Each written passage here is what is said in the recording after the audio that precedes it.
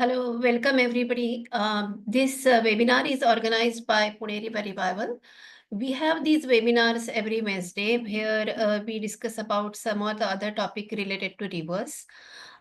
Because we mainly work on rights of rivers, we want rivers to be clean, pollution-free, flowing, naturally beautiful, with rich riparian zone and with rich biodiversity, with lots of fish and lots of birds. So that is what our goal is. That is what our dream is, and that is what we work for. So today we are going to have a webinar on riparian flora of Mula-Mutha. Uh, I'm saying that especially today this topic is very important because from 21st to 28th November, we are going to have a program here in Pune to map riparian flora, basically riparian trees.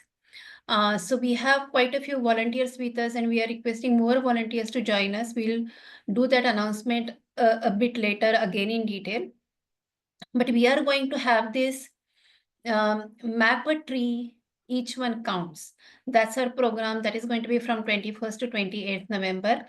And before this, we have this session on riparian flora. This is Kedar Champhekar is going to conduct this session, and Kedar is extremely enthusiastic. He's a biodiversity expert, and if you know him, you are just going to like him so much. So Kedar, could you introduce yourself first in like briefly, and then we can go ahead with the session. Sure. Thanks, Prajakta. So I'm Kedar Champhekar, and I have done my master's in biodiversity, and I've worked in various different areas, including biodiversity education, content development, outreach, and now I also work as an ecology expert. I for environment impact assessment studies. So I work with a couple of organizations that conduct EIS, and so in that I specifically conduct ecology and biodiversity surveys, and I also at different places. I love to teach. That is something that I really like to do, and I also conduct nature walks, which is also something that I really like to do. Especially, so I do nature walks with the Rupa Rahul Bajaj Center for Environment and Art, and we do nature walks at Empress Garden. So birds is really something that is my is I'm really familiar with, and I also enjoy watching. So I do a lot of bird watching. After birds, flora is something that I'm interested in. I'm not such a flora expert though, but Prajakta has requested me to take these lectures today. So I hope that if there are any other flora people here, they will forgive me for if I am not very that well conversant with flora. But yes, flora is something that I also am interested in. I also do tree Just a walks. minute, Kedar. So actually, Yes, what happened is that just around the end of October, we had a session on birds, and I know how yes, passionate you are I know, about birds. I You know. wanted to And talk about birds, but you had a just session with we had a Arjit, session so on you were in good birds, hands. and we also Yeah. have this upcoming flora mapping exercise. So that is Yes. why we Yes. requested Yes. you Yes. to Yeah, speak yeah. on No, this. no. I'm. It's just that. I mean, I am that way. What you can say, familiar with flora in and around Pune, but I'm not such an expert. I mean, there are so many other people I know of who are, so much better at this. So I have done a lot of bird watching on the river, and I have done some of my surveys have taken me to sites along the river. And of course, while doing bird watching, I have done a lot of observations on the flora also. Today also, of course, I've taken a lot of help from some of my friends from Jivit Nadi, and also Shailaja Tai, who was so nice to share with me their findings of their survey along the Mula-Mutha, and also Uma, who kindly shared her paper that she and a couple of other people, including Dr. Ankur Patwardhan, they have done a survey on the river. So I'm going to try and familiarize you guys with what are the kind of broadly with what's the flora of the river, and but not just flora. So I thought it is also important to talk about habitat and not only flora, because habitat is really important, and flora is what shapes habitat. So we have different habitats along the river, and then according to the habitat you can see different kinds of flora. So, so that is what I'm going to try to talk about today, and hopefully that will help. You understand the floral diversity of our Mula-Mutha River. So, can I share my screen? Yes, please, Kedar. You can. I have stopped Yeah. sharing now. Okay, great. So, this means let me see.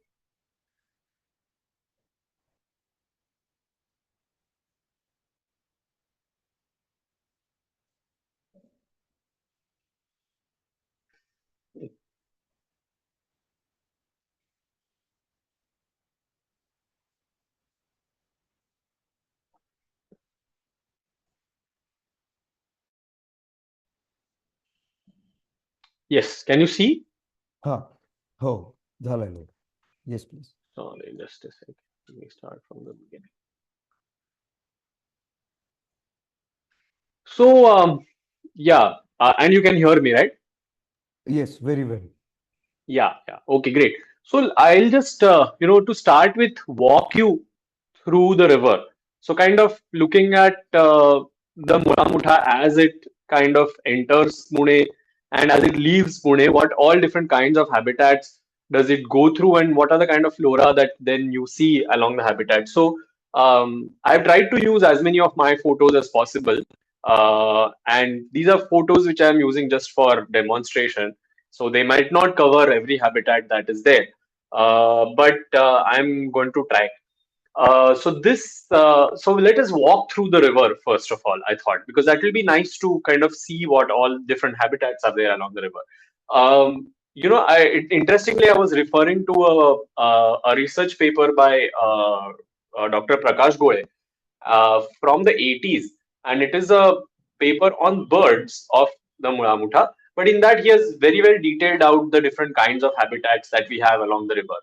And maybe I'll share the paper with Prajakta, and she can maybe share it with whoever is interested. And that paper, Sure, sure. you'll be, yeah, and you'll be very much interested to, if you read that paper, that there are so many different kinds of habitat that Goel sir at that time had outlined, which are along the river. So there is vegetation, of course, there are trees, but then there is grassland, there are marshes. So there's marshland, and there is just like open land, and then there is of course human habitation and all of that. So there is a whole different mosaic of habitats along the river, and how much the river has been modified over the last say around 50 years. Also you will be kind of surprised to see how much modification. For example, in that paper, the paper says that there is marshy habitat along the river at near Sambhaji Park. Now today if you go to Sambhaji Park, you don't see any marshy habitat there. The river banks are totally different now. So you will also probably, if you read that paper, get to know how the flora has changed. So let's see. This is one photo. This is the photo of the Mula. As you know, the Mula and the Mutha are the two major rivers that flow through Pune, and then there is the Sangam, and then it becomes the Mula-Mutha. I don't think anybody here needs an introduction to the geography of the rivers, but this is a photo of the Mula before Pune. So this is about 30 kilometers, west of Pune. So this is just after the Mulshi Dam, and this is how the Mula looks there. It's mostly agriculture on both sides, but then the tree banks are really beautiful. The river banks are really beautiful and lined with trees. So here also you can see there are trees on both sides of the banks. The banks are totally natural, so you can see rocks and mud, and then you can see some grass growing, and so you see all these trees along the river.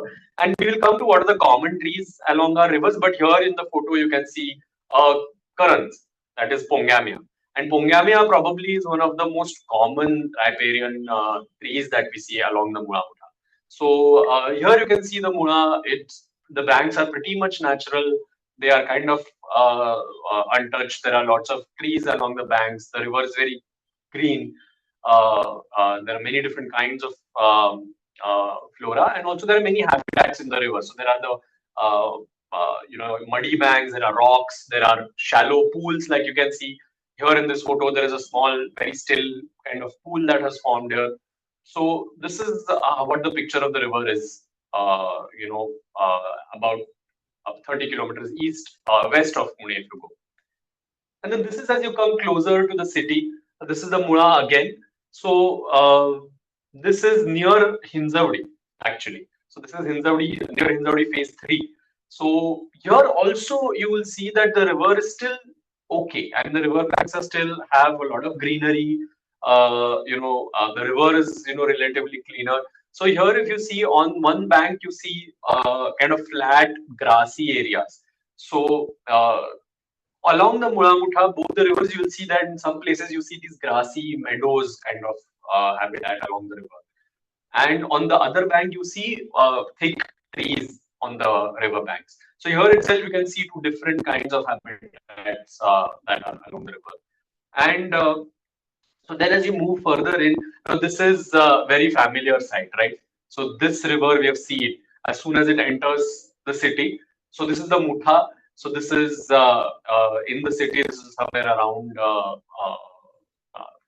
between Mhatre Pool and the Pune Hospital Bridge. So as soon as the rivers enter the city, especially the Mutha is channelized. So it's completely channelized from Vithalwadi onwards. And here you will see there is a lot of, the banks are they look degraded. So here if you see on both sides,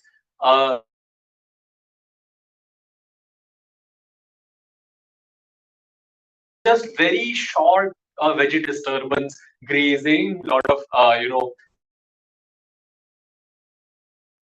It's breaking. Is many it other activities that happen along the river. Sorry, is it breaking for everybody, or is it? Yes, yes. Can you repeat again, Kedar, last 2-3 seconds? Oh, okay. Yeah. Sure. So here you see the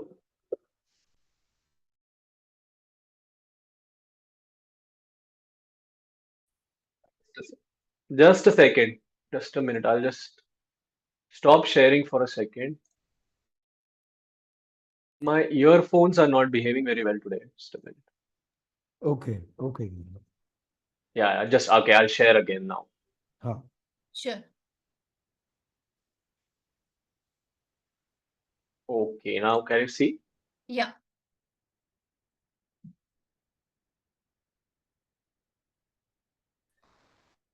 Yes. Can you see now? Yes. Yeah. Okay. So this is the Mutha as it enters the city, and this is somewhere near Mhatre Bridge and the Pune Hospital Bridge. And as you can see here, the river banks are totally there is very little, very short vegetation. That is because as the river enters, there is lots of activity on the banks. There is grazing. There are people. I don't know. There is using the bank. They're walking along it. There sometimes you will see that near the Z bridge there is parking on the river banks. So generally there is a lot of disturbance and degradation here. So here, if you see on both sides, there's only very short vegetation. There's some grass, and in a lot of places there is a lot of congress, that is Parthenium, which is an invasive. So you will see slowly there's degradation as the river goes along into the city. But here you will still see there is some vegetation along the river. So there is still some trees remaining along the river. Along the riverside road also, if you go, you will see that there are still some trees, and there are some really green pockets, like the Vaikuntha Smashan Bhumi is a very green pocket which is there along the river. So there are certain pockets like this, but mostly the river bank is pretty much degraded, and the floral diversity, drastically goes down as you move more and more towards the inside the city. So if so, I'd say if you go to Khadakwasla or Vithalwadi, there is very high floral diversity. But as you go towards the river, say there is the lowest diversity of plants. And the Mula, actually, surprisingly, is not channelized. So the Mula is not channelized like the Mutha is. There is some difference in the Mula. The Mula is not channelized. The Mula is also slightly deeper. The Mutha is pretty shallow. It's very, very shallow here. So if you see, there is barely, you can just stand inside here, in the river here, and it's very rocky. So the the Mutha riverbed is also pretty rocky. So if you go to Vithalwadi, you will see that it's very, very rocky there. And the Mula that way is not so rocky. And then after the Mula and Mutha meets, so this is the stretch of the river which is beyond the Sangam. So this is from Sangam to Yarauda. So this is how the river looks now.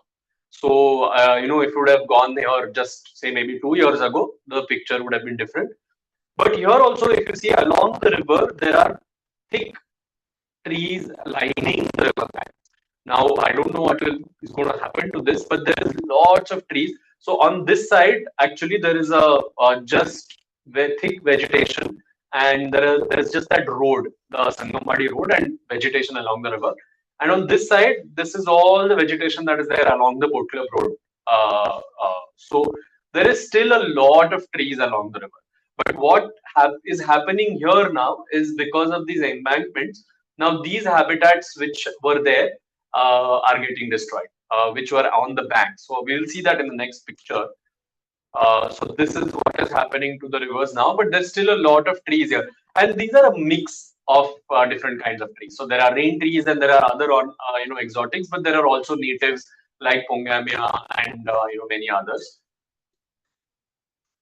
This is again the Mutha. This is you can see here there is just Congress. You can just see Parthenium here along the river, and these are woolly stalks. Actually, I was very surprised to see them. I photographed this from the metro, from the district court station.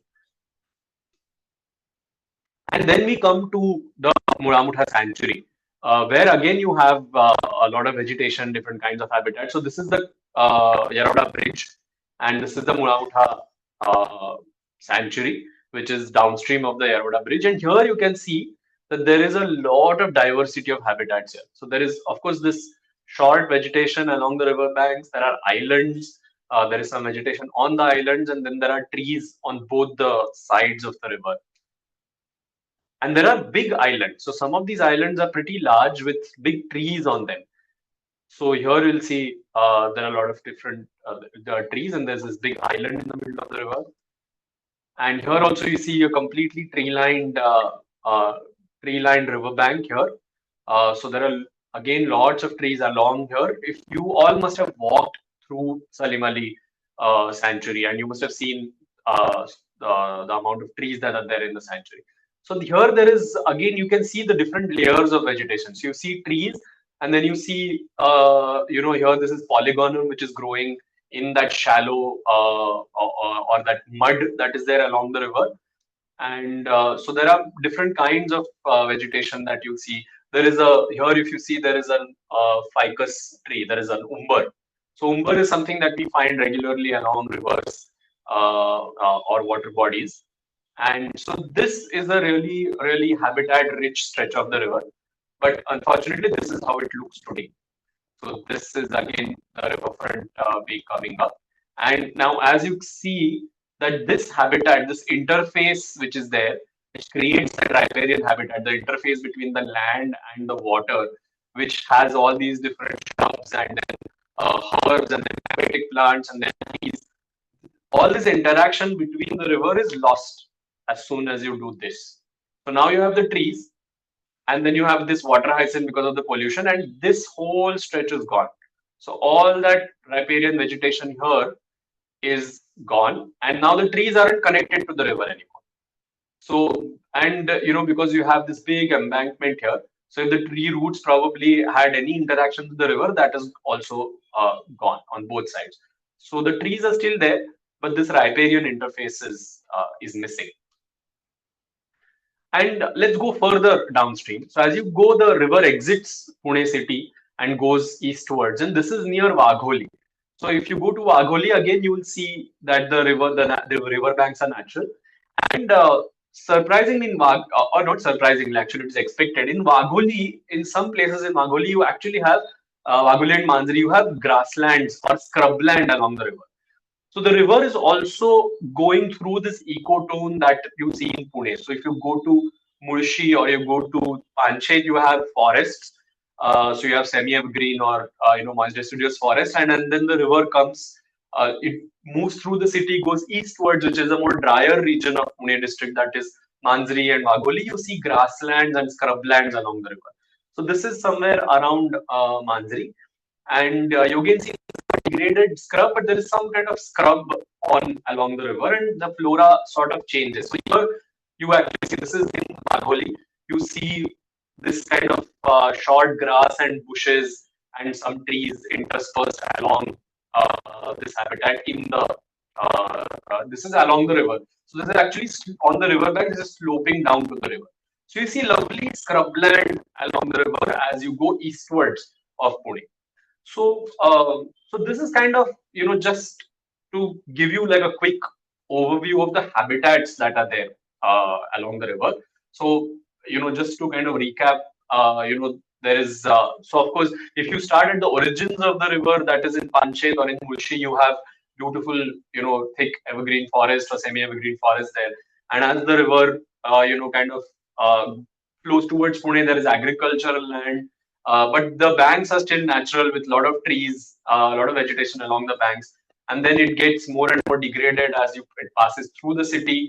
And, only the Mula-Mutha sanctuary is that patch of, beautiful natural habitat along the river that is in the city. And then as it exits the city, then you have scrub. You have lovely scrub along the river.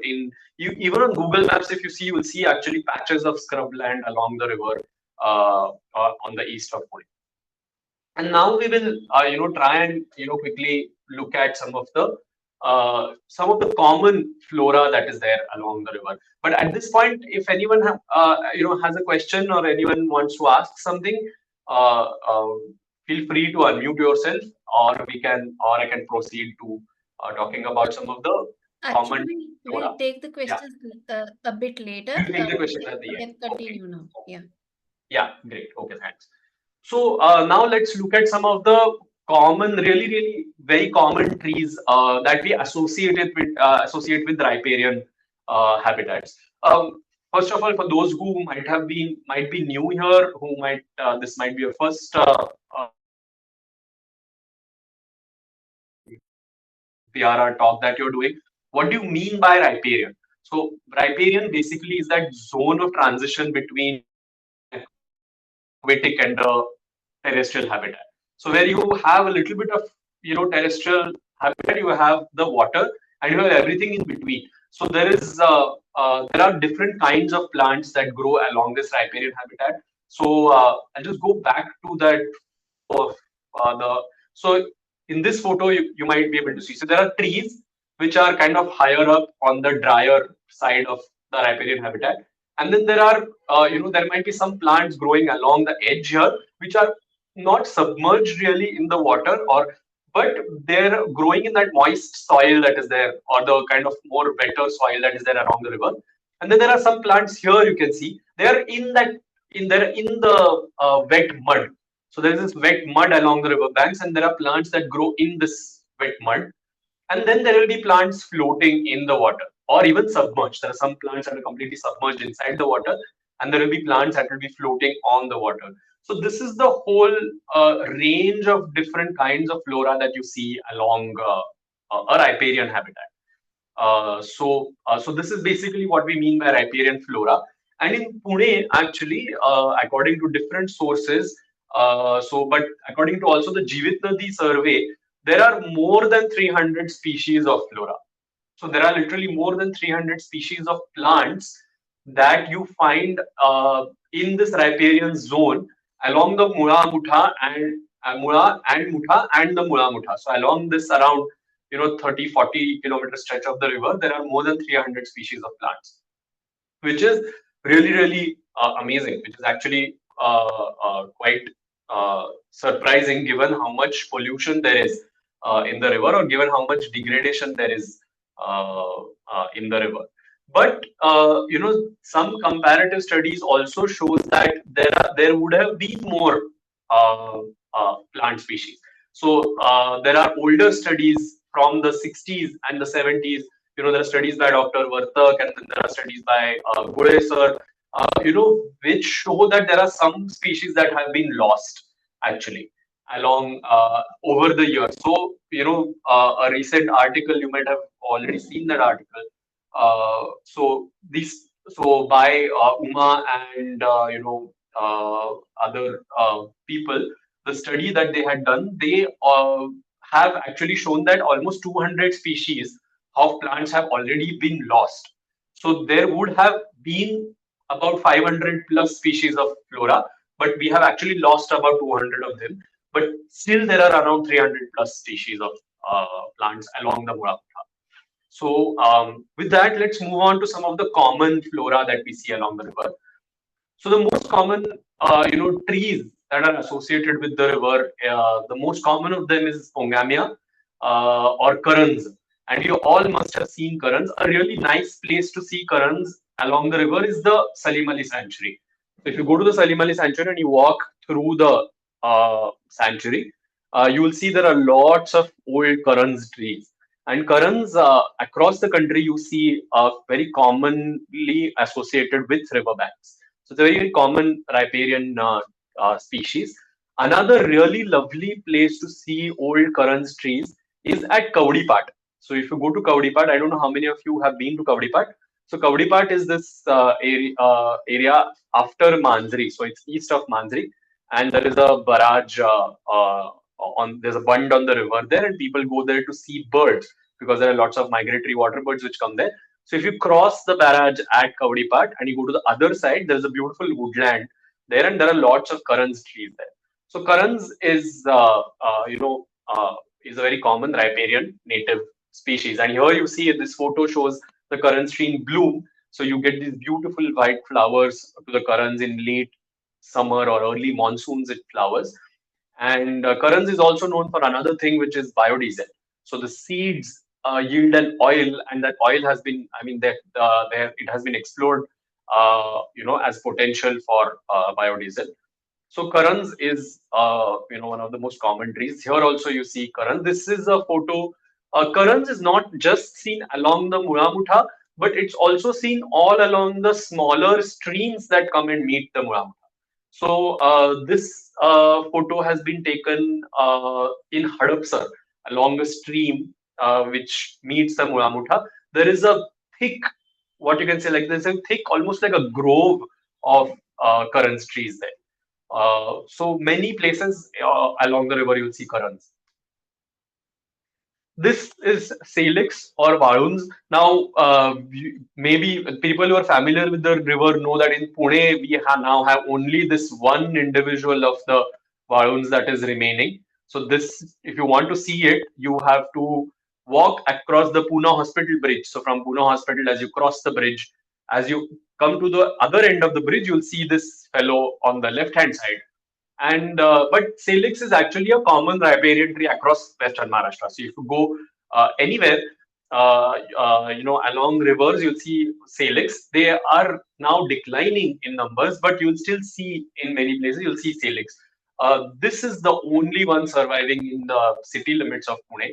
And the interesting thing about Valuns is that it is the male and female trees are different, like papaya trees. So it's not very common in trees that for the sexes to be separate, but in Valuns the male and the female is separate. And this is a male, and there's no female tree around. So all its pollen unfortunately are going waste. So Valuns actually should be planted along the rivers. I have seen on many other river banks in Western Maharashtra. So I've seen Valuns along the Krishna. I've seen a very, very lovely, beautiful Valuns at near Ajra, actually, Ajra in Kolhapur district. So along the Hiranyakeshi river, I have seen Valuns. So it's a beautiful tree, but it's declining, and there is a need urgently to conserve and also plant probably more Varons along the river. So please go see this Varons. Please say hello to him. He's very lonely because he's the only one remaining. Then there is Syzygium salicifolium. There's another tree. Syzygium is the genus of the Zambul. So this is Zambul, Syzygium cumini. And Zambul is also associated with riverbanks quite often. So Zambul, but is a tree that is not only associated with riverbanks. It's commonly seen across many different habitats, but you often see it growing along rivers. So जांभळाचाच हा भाऊ आहे सायझिजियम सॅलिसिफोलियम, त्याला पान जांभूळ असं पण नाव आहे. Which also sometimes you see along river banks. You sometimes see it also on islands in the river. So I think at Mula-Mutha Sanctuary you see salicifolium on the islands in the middle of the Mula-Mutha. So this is another common tree species, you can say. And of course, then there is Zambul. Zambul is also very commonly seen along river banks, along streams, etc.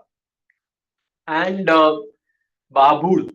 Now, Babul is also very common along the banks. Now, if you go to Vithalwadi, actually you will see many Babul trees. And many times I've seen that, wherever there are meadows, grassy meadows along the banks, and there are also interspersed with Babul trees. So there are Babul trees along on those meadows. And Babul, again, is a tree that is very hardy, very adaptable, grows in many different habitats, and often seen along the Mula-Mutha. And many times birds also prefer to nest on these trees. So I've seen that many water birds, prefer to make their nests on Babul trees or other thorny trees that grow along the rivers. And so this is Babul. And Babul, of course, it's a very familiar tree that has lots of different uses. So this is our humble babul, which is one of the most common trees along the Mula-Mutha. And phoenix. Now you must have I don't know if you have seen. This is phoenix or shindi, as we call it in Marathi. Now phoenix is a very common palm. It's a kind of palm tree, and it's a very common palm that grows along riparian habitats. And you see it literally everywhere. You will mostly always see a phoenix along a river or a stream, almost without fail. So even smaller streams, you will see phoenix trees growing along them. So phoenixला Shindi म्हणतात, शिंदीचीच नीरा पण करतात. So this is a tree from which you extract Neera, which is of course ferment करून त्याची माडी पण होते. This is also called wild date. In English, it's called wild date palm because it's very closely related to the date palm. खजुराच्या एकदम जवळचं झाड आहे हे. And often you see that phoenix is overhanging on the water. And Baya weaver birds. So Baya weaver birds actually prefer to build their nests at the end of the branches of the phoenix. So ती पाण्यावरती अशी वाकतात त्याच्या फांद्या आणि त्याच्यावरती सुगरणी घरटी करतात.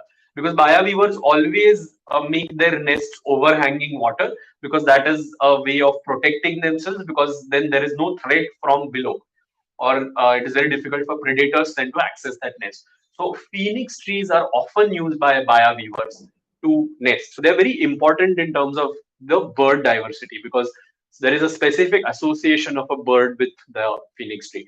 Now this phoenix I saw along a stream, again near Kharadi, a stream that goes and meets the river. So there are phoenix trees. You will see phoenix in many places along the river.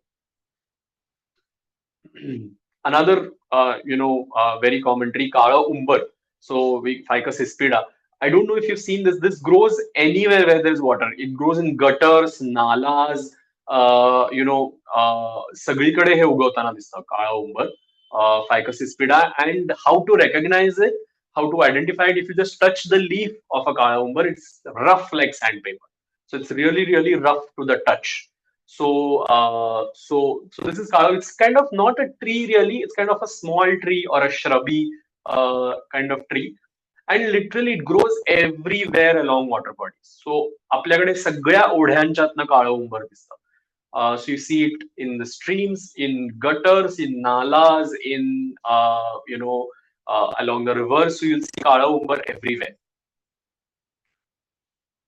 And there are some shrubs. So this is Phyllanthus reticulatus. So you will see हे आवळ्याच्या जवळचं झाड आहे. Phyllanthus हे आवळ्याचं genus आहे. So this is related to the amla, and these are the leaves. This is a huge, kind of a what you can say thicket of Phyllanthus.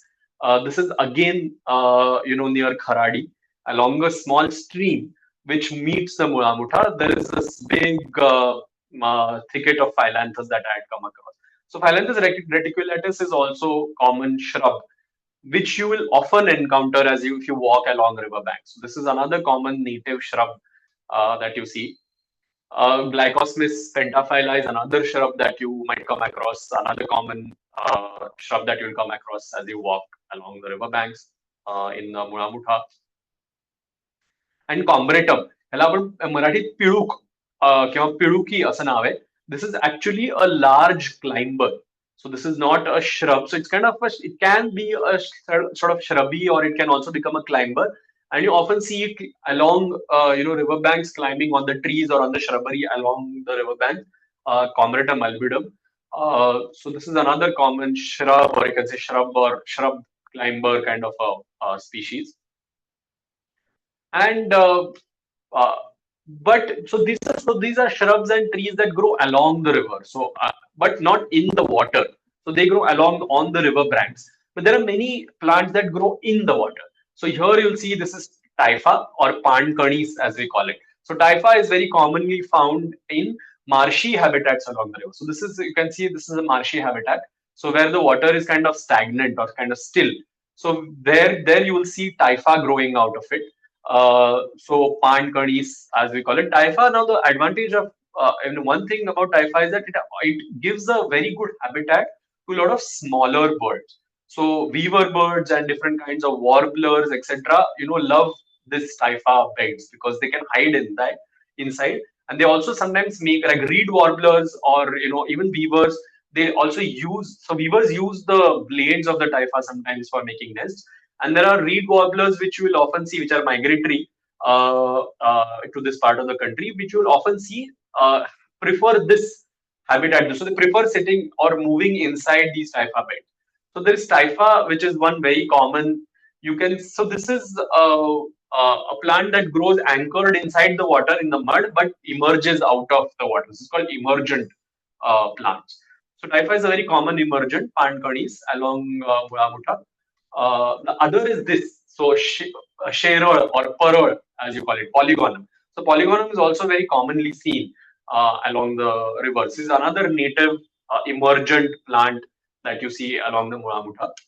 And then there are some plants that are submerged, that are floating. So this is Bhatkamal, Otelia. So Bhatkamal is sometimes seen in very shallow, still pools of water. And Bhatkamal is a floating plant. So it's anchored inside in the mud, but the leaves kind of float on the surface and it gets these small flowers. Kamal, water lilies are all floating, or kind of they're anchored and then the leaves float on the water. So these are this is an example of that plant. Sorry.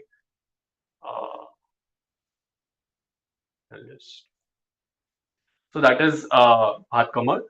And there are many other species, of course, of aquatic plants, but these are some of the common ones that I have also encountered as I've gone along the river. And one thing that we talk about the rivers a lot. We talk about the Mula and the Mutha and the Mula-Mutha. One thing that is also important in terms of flora is the streams. There are many small and big streams that actually come and meet the Mula-Mutha. And these streams also support a lot of different kinds of riparian flora. So, and again, depending on where that stream is, you will see different kinds of habitats along the stream. So this is the stream which I came across in Magholi. There are many streams in Magholi, Manjari, Kharadi, which come and meet the river, and very fast actually they are being encroached upon. So now all this land along the streams is private, and that will soon be developed. But this is a stream I came across, and I was amazed to see this huge bed of typha in the middle of the stream. And so the stream water wasn't very clean. Now, what these reed beds also do, so why these aquatic plants are important that grow in the water, is they also often absorb pollutants from the water, and they also degrade the organic pollutants in the water. So they also reduce the water pollution in the rivers as the water flows. And actually, we could observe that there was very smelly water entering from one side, and the water that was coming out from the other side of these bed of reeds was actually not smelling so much, and it was actually looking cleaner. So there was this natural filtration function that this aquatic flora was doing. So that is why also this aquatic flora is very important. So there's this beautiful reed of Pankanis that I came across here. And this is actually after that bed of Taifa. There is this small pool of water on the stream. This is another stream. This is another, again, close to Kharadi, where you can see such beautiful habitat along the stream. So you see all kinds of aquatic riparian plants. You see a phoenix here. You see a zambul tree that is here. There were some pongamia trees as well. There is some taifa. There is the bhatkamal growing in the water here. So these streams also support a lot of riparian biodiversity. So these streams, conserving these streams is also extremely important. And but what happens is degradation finally leads to kind of you will lose some of the good species, and then some invasives take over. So this is a very good example. So this is Bhairova Nala.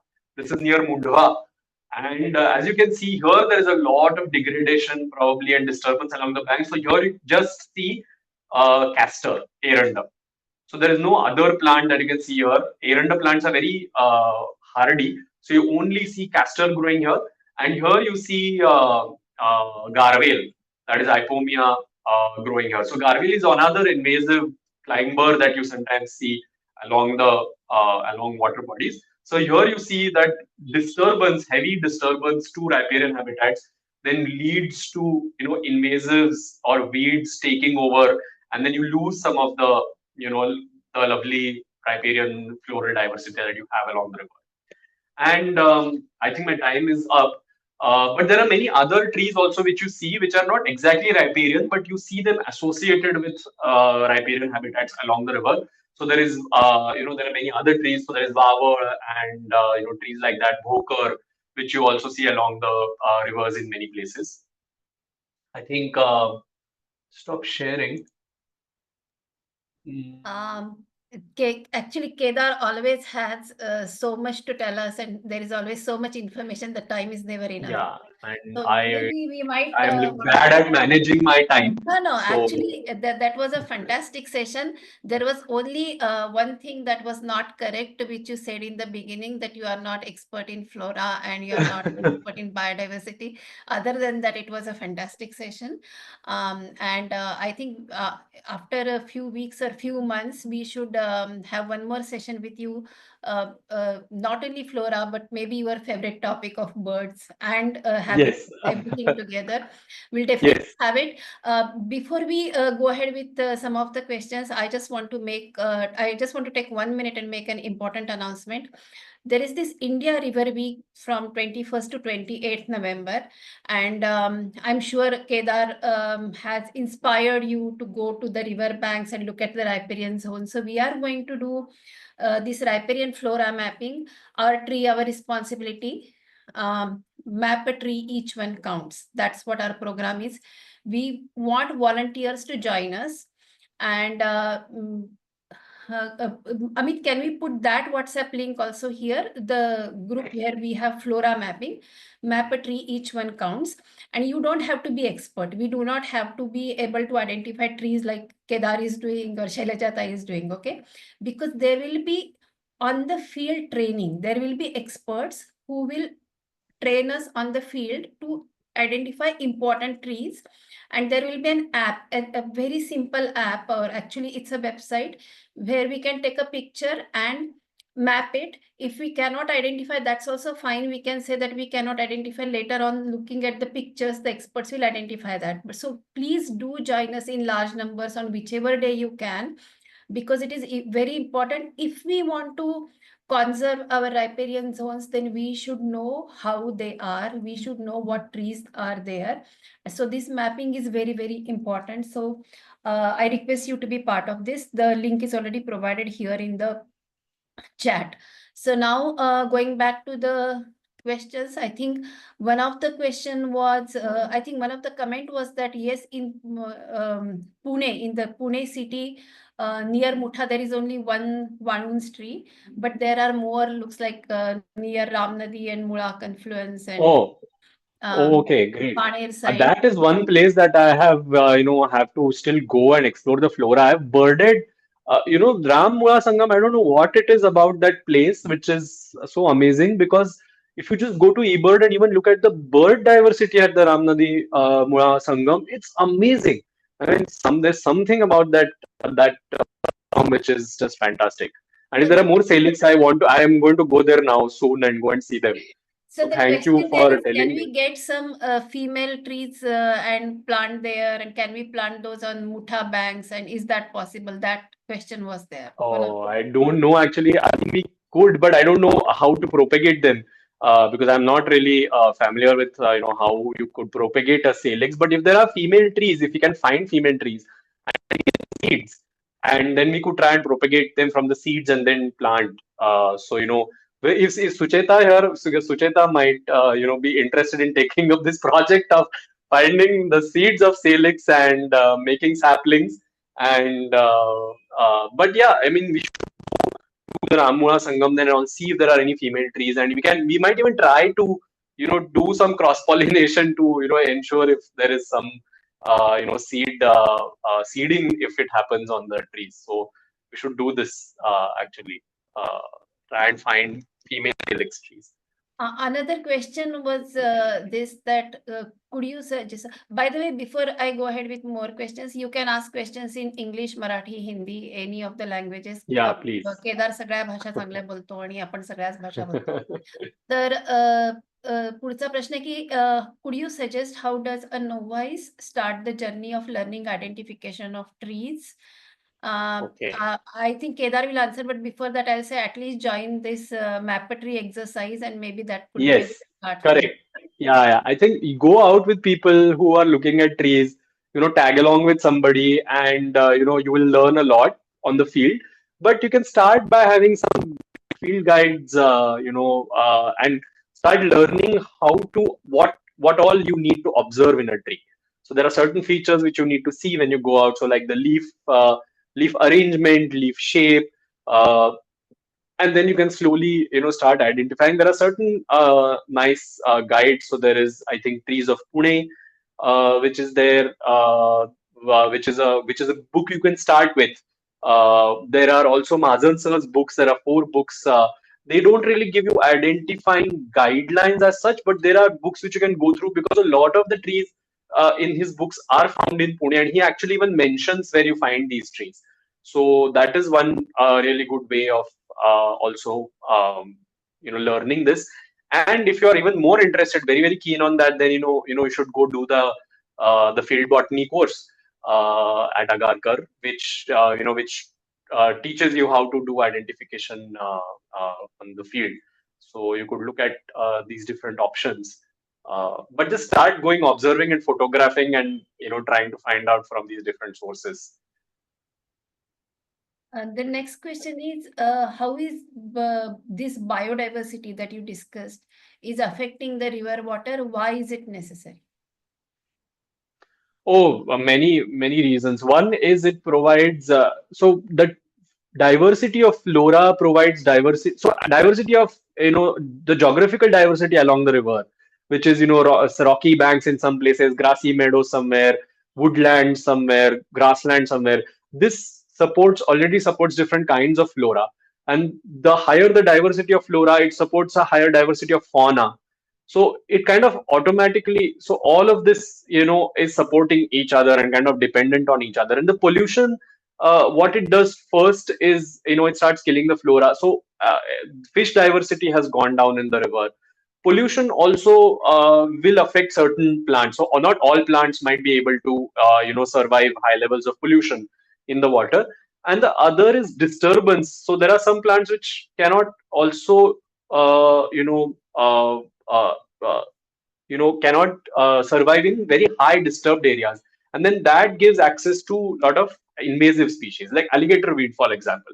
Alligator weed maybe 20, 25 years back was very rare along the Mula-Mutha.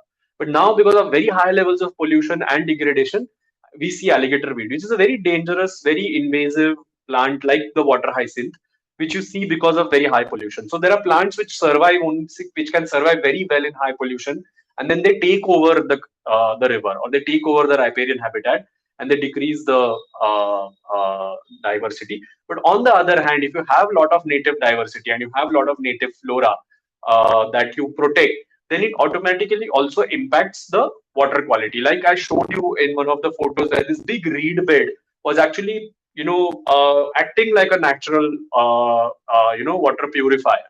So these, native flora can help you deal with water pollution, but only to a certain extent. Now, the level of pollution in the Mula-Mutha is so high that, just this native flora alone will not be able to control that pollution. But if the pollution levels are not very high, then the flora can take care of it, and you don't need, separate sewage treatment.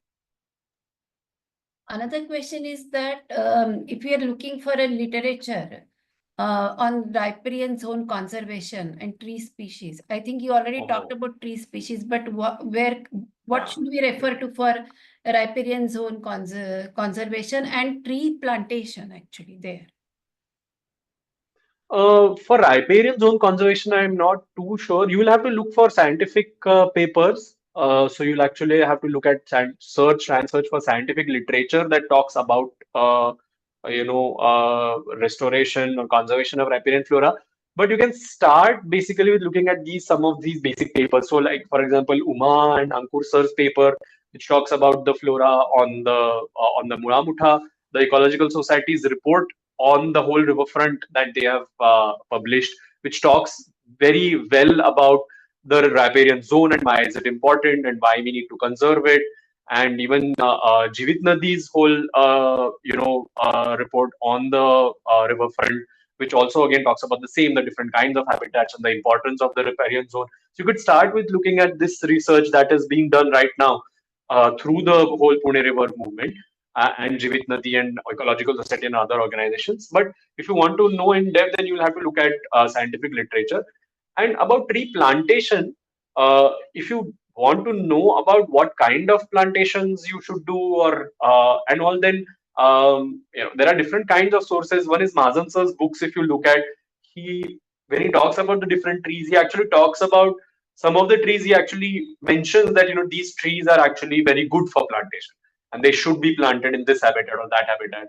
So he talks about that in his books. But even Oikos has a very lovely document that they have published. So where it talks about the different kinds of species that are suitable for plantation in different areas of Maharashtra. So if you are in Konkan, if you are in in Western Ghats, if you are on the Desh, if you are in Vidarbha, then what are the different kinds of trees that are suitable for plantation in these different kinds of areas according to the climate, the geography of that area. Okay. Yes. So another question is, say, if I go to the river bank and I want to know the riparian zone, what is the typical width? What is the width that I would know that this is the riparian zone? Oh, okay. That is interesting. So I can't tell you actually how much. So it will differ in different places, but generally the riparian zone is from the. So all riverbanks have this kind of a shape where there's a ridge, and then from the ridge there is a slope of the banks, and then it goes into the bed of the river. So generally from the middle of the river all the way up to the ridge. So usually the banks of a river have a natural kind of a ridge or a natural embankment. So generally up to that point is generally considered a riparian zone. So where the moisture that is there in the water, the water is carrying, actually kind of seeps in through the banks and through the soil, and it affects the microclimate of the soil, or it affects the moisture levels in the soil. So generally that is considered the riparian zone. So from that the edge of, or the top of that bank, down the slope, and into the water. I'm going to take these last two questions, and then we'll Yeah, have to sure, talk. sure. If you have more questions, please send in the on the WhatsApp group, and I can pass it on to Kedar. But we'll take these two last questions. Number one is that, is it possible to create a purposeful riparian corridor on Mutha right canal within Pune city limits? Yeah, I mean, a very nice question. I mean, I always, many times, I live very close to the Mula-Mutha Canal actually, and I see it often when I move along it. And this question has often crossed my mind that it can be such a beautiful riparian green corridor along the river, and it could be a lovely recreational space. So for either for walking, so for like a nature trail, sort of, and it is very much possible, but it depends. So the only concern is that the level of water in the canal is decided by the irrigation department, and sometimes the canal might completely go dry, sometimes it will have some water. So there is a lot of sometimes very sudden fluctuation in water levels, so we may not be able to have all different kinds of species, or especially species that are highly dependent on being submerged, but we can still have a riparian corridor along the canal, and you see this along many canals across the world. So if you see in Europe, in many places, in the Netherlands, in England, they have a lovely network of canals. And in many places, there are lovely riparian corridors along these canal networks. So it's absolutely possible. And the last question is a role of the riparian zone in controlling floods. Oh, I think again, very important question. So, if you let first of all the river be as it is, the natural banks be as it is, you will anyway not get affected by floods because you shouldn't be so close to the river.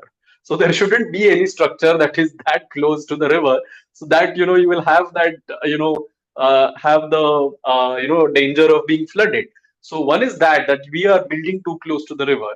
But the other thing is, having natural banks.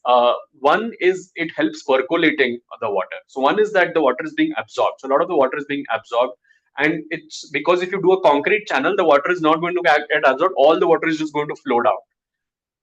That is one, that there is an absorption capacity of the river which you are reducing when you are getting rid of that riparian zone. The other is that the riparian zone also reduces the velocity of the water. So you might have seen that sometimes when floods happen, the water flows at a very high rate, and that kind of carries things along with it. So cars and other things that get kind of swept away with that water. So that zone of trees and vegetation along the river kind of helps to slow down the flood water, so that it's not that fast and devastating. So that is another thing. And natural wetlands along the river actually act as sponges for that flood water. So if you let the floodplains of the river, you conserve the floodplains of the river, then all the floodplain doesn't have water all year round. So there are certain wetlands in the floodplains which might be dry throughout the year, but in the monsoons, these wetlands will absorb the excess water of the monsoon. And a very good example of this is in Guwahati. Actually, you know that Guwahati is on the banks of the Brahmaputra, and there is a big wetland on the banks on near Guwahati. It's called the Dipor Beel. Okay, I'll just type here in the comments. So it's a huge wetland, and it's known for a lovely diversity of birds. And this Dipor Beel is actually acts like the flood absorber for Guwahati. So whenever Guwahati gets flooded, the Brahmaputra gets flooded, the excess waters of the Brahmaputra get absorbed by the Dipor Beel. So it protects Guwahati from the floods. So these wetlands are important also like that they absorb the excess flood waters. Thank you, Kedar. It was really a wonderful session, and before I go, I want to thank first of all Samir and the other people from the Shailaja Tai, Uma, and other people in the Flora research group of Jivit Nadi of the river river revival movement, because they sent me all these references. And Shailaja Tai today, even she was so busy, she sent me some of the references. So thanks to all of them. and thanks to Ecological Society and Oikos and Jeevit Nadi, because I took a lot of references from their websites and from their reports, which to help me in this presentation today. So thanks to all of them, and thanks to PRR for asking me to do this talk today. And they all Jeevit Nadi and Shailajatai and Oikos all are part of PRR also. So we are all a big family. Yes. And you are also part of our family. So we are Yes. very happy to have you here. Since we are out of time, I'm not going to talk much. Yes. Just want to let everybody know that this webinar will be uploaded on our YouTube channel. You can go to YouTube and search Pune River Revival and you'll find it there. If you have missed any of our previous webinars, they are also there. So those of your friends and family who couldn't attend this, do share this YouTube link with them later on, and we will have another webinar next Wednesday. Do come back. Thank you again, everybody, and good night. Thanks, Kedar. Thank you very much. Thank you, Shailajatai. Yeah, I will send you some documents later. Okay, no problem.